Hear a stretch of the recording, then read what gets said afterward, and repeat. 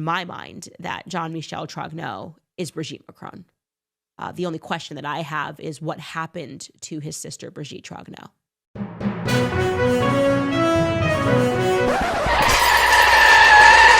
Nous sommes en Big 2026 et la rumeur selon laquelle Brigitte Macron, l'épouse du président Emmanuel Macron, serait née homme sous le nom de Jean-Michel Trogneau circule encore sur les réseaux. Non, c'est pas fini ça. Eh ben non. Et il y a peu de chances pour que ça s'arrête un jour, même si elle faisait un test ADN en direct pour prouver qu'elle est bien une femme de naissance. Mais tu vas voir qu'en fait tout ça dépasse de très loin la France ou la personne de Brigitte Macron. Attends, mais y a pas eu des décisions de justice? Si, il y en a eu. En janvier dernier, un tribunal a condamné 10 personnes pour cyberharcèlement après qu'elles ont publié ou relayé des allégations insultantes ou malveillantes à l'égard de la première dame.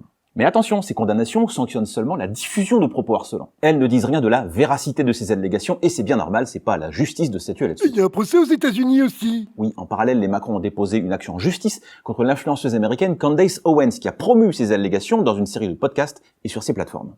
Depuis, Owens a déposé une motion pour faire annuler l'affaire, les Macron ont déposé une plainte amendée, bref, ça va prendre du temps. Et de toute façon, quelle que soit la décision, même si Owens finit ruiné, la rumeur, elle, va rester. Et pourquoi tu dis ça? Parce que c'est loin d'être la première fois que ça arrive.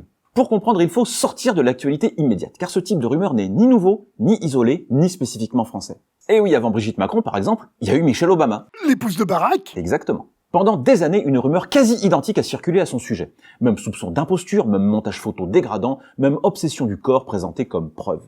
Le scénario est étonnamment similaire. Une femme visible, proche du pouvoir, devient la cible d'un récit complotiste qui prétend révéler une vérité cachée que les médias refuseraient de voir. Et aujourd'hui encore, la légende à la vie dure, notamment dans les cercles MAGA, les soutiens du président Trump. Mais ils ne voient pas qu'ils recyclent leur vieille théorie du complot? Si, mais pour les défenseurs les plus acharnés de ces théories, c'est une preuve supplémentaire.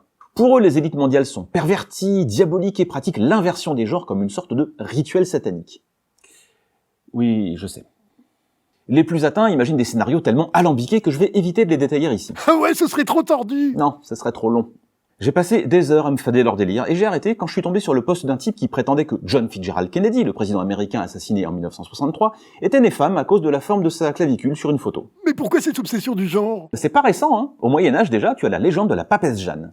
Une femme qui aurait accédé au trône pontifical déguisée en homme au IXe siècle avant d'être démasquée parce qu'elle aurait accouché en public pendant une procession. Ou quand même, c'est un peu gros. Effectivement, et d'ailleurs, il y a zéro preuve historique que ce soit arrivé. Mais le récit a circulé et sans doute été cru pendant des siècles, et ce n'est pas un hasard. Dans tous ces récits, le corps devient l'argument ultime. Il ne s'agit pas tant de savoir qui est réellement la personne, mais de dire « elle n'est pas à sa place, son pouvoir repose sur un mensonge ». Ce type de rumeur vise principalement les femmes, ce qui n'est pas une surprise dans un monde patriarcal, et plus les rumeurs sont infamantes, mieux c'est. Un autre exemple est Marie-Antoinette, qui n'a certes pas été accusée d'être un homme, mais d'avoir des relations sexuelles avec à peu près tout le monde, y compris ses propres enfants. Bien sûr, c'était faux.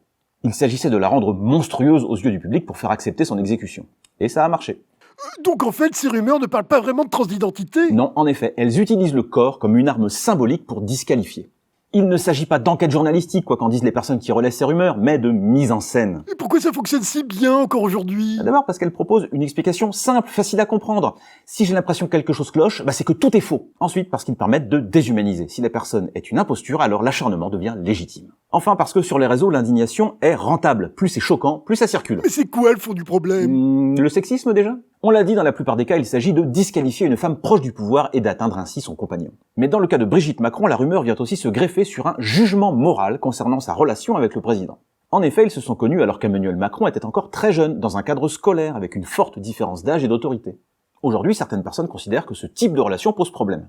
Même si pendant longtemps ça ne gênait pas grand monde, en particulier quand c'était l'homme dans le couple qui était le plus âgé. Ouais, mais ça, on a quand même le droit d'en parler, hein. Bien sûr, en fait, il y a une différence fondamentale entre deux choses. D'un côté, un débat moral et social. Quelles sont les limites acceptables en termes de différence d'âge dans un couple? Comment nos normes ont-elles évolué? Cette discussion-là est légitime. De l'autre, une rumeur complotiste, qui invente une imposture totale, une fausse identité, un mensonge d'État. Et ça, c'est pas un débat, c'est une calomnie. Et le glissement de l'un vers l'autre n'est pas anodin.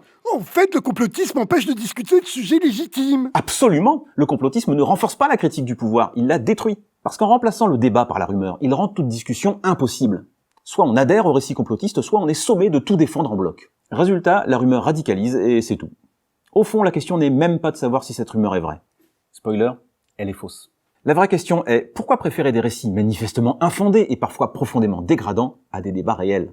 Voilà, c'est la fin de cette édition. Merci d'avoir suivi jusqu'au bout. N'hésitez pas à vous abonner et à venir discuter dans les commentaires. L'algo vous aime. On se retrouve très bientôt pour un nouvel épisode de Gare à leurs fakes et d'ici là, gardez l'esprit critique.